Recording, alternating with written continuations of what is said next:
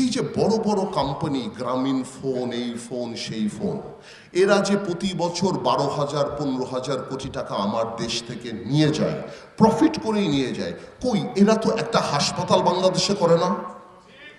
এখন সময় আসছে দেশের পক্ষে দাঁড়ানোর।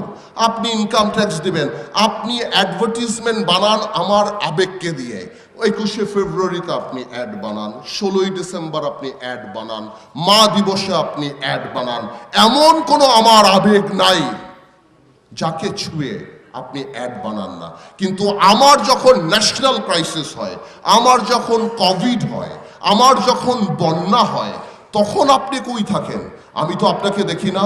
আমি পরিষ্কার করে বলে দিতে চাই, আধুনিক ইস্ট ইন্ডিয়া কোম্পানি আমরা বাংলাদেশে চাই না।